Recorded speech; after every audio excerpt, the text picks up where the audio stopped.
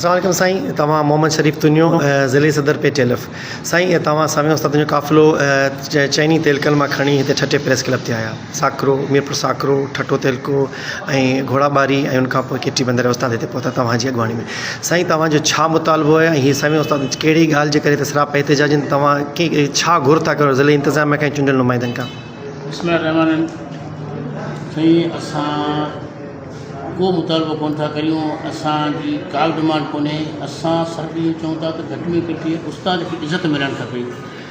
जे मुआशिरे में पढ़ियल लिखियल माण्हू उस्ताद जी इज़त न करे, ताज़ो असांजी फीमेल टीचर आहे अदी राफ़िया ज़ुबैर, उहो 24 तारीख़ ते जेको ही DO आहे निज़ामुद्दीन खुदाई साहिबु, उहो हिकिड़ो हूअं बि ही अॼु जी कहाणी न आहे। हिनखे 9-10 महीना थिया, 9-10 महीननि खां ही बदमस्त माण्हू आहे।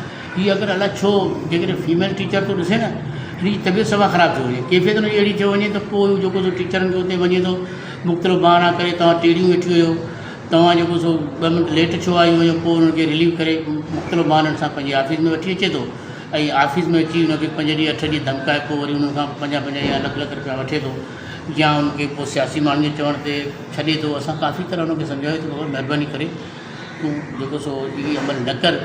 उनजे बावजूदि बि हीउ DO साहिबु बाज़ न आयो। ऐं इन ई जेको छोकिरी असांजी जेका नियाणी हुई फीमेल टीचर अदी राफ़िया ज़ुबैर, हुनखे जेको हुन 50 टीचरनि जे मूं ते तमामु बदख़लाक़ लफ़्ज़ चया त तूं पढ़ण जी लाइक़ु न आहे, तोखे वेहण जी ख़बर न आहे।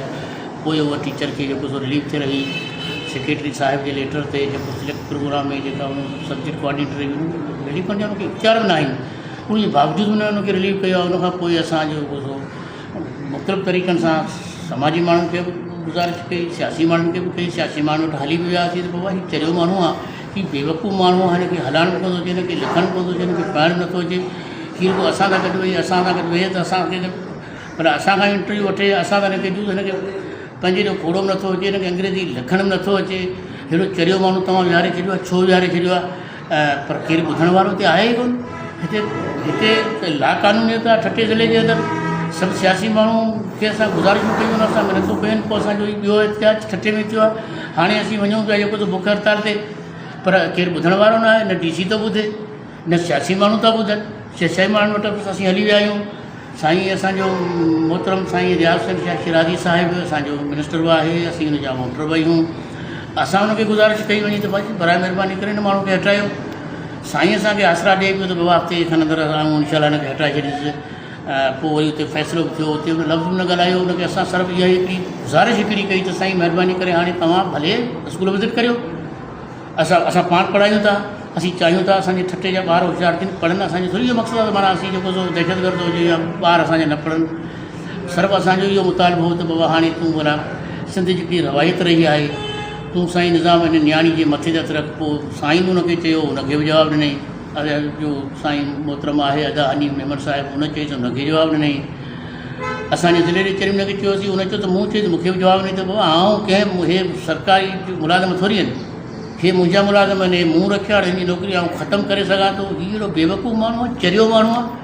जेकॾहिं सरकार हुनखे न हटायो त हीअ तहरीक सुभाणे जेको सो हाणे बुख हड़ताल खां पुठियां इहा अची डिवीज़न ते खणी वेंदासीं, पर सॼी सिंध में ई पकड़ंदी। हीअ अञा સુધી बदमस्त सम्झे ई नथो। हीअ सम्झे थो त आउं जेको सो माना DO रहंदुसि। अलाह जी महिरबानी आहे, असांखे यकीन आहे सियासी माण्हुनि खे असांजो लाचार थींदो। असीं 4068 जे अंदरि उस्ताद आहियूं। असांजे ॿिन्ही मिनिस्टरनि खे, साईं रियाज़ शाह खे बि गुज़ारिश कई आहे, असां हाजी अली हसन साहिब खे बि गुज़ारिश कई आहे त इनशाअल्लाह हुन असांखे यकीन दिलाई कराई आहे त अवांखे हफ़्ते जे खनि अंदरि ही DO साहिबु बदिली करे ॾींदासीं। अगरि जे न त अॼु ॾींहुं जेको असांजो एहतियाज आहे, जेको असां एहतियाज कयो आहे, उनखां पोइ असीं 3 ॾींहं जेको सो हुननि खे असांजे चूंडियल नुमाइंदनि या सरकार खे ॾियूं था। जेकॾहिं 3 ॾींहंनि जे अंदरि हुन न हटायो त इनशाअल्लाह अलाह जी महिरबानी सां बुख हड़ताल जी कैप लॻंदी DO जे लाइ। DO हटाइण सूधी उहा रहंदी। उनखां पोइ जेकॾहिं पोइ बि न हटियो त पोइ डिवीज़न ते खणी वेंदासीं तहरीक। इहे ठटे हैदराबाद डिवीज़न जा 9 तलकाई 9 ज़िलाई या तहरीक हलाईंदा, पोइ असीं हिकिड़ी बाईपास बि बंदि कंदासीं। पोइ बि जेकॾहिं न हटियो त पोइ असां सॼी सिंध में हिन जो दाइरो वधाईंदासीं। उहा जेका असांजी तहरीक जेका हूंदी सा CM हाउस जे हूंदी। वॾी महिरबानी। थैंक यू सर, तव्हां मौक़ो ॾिनो।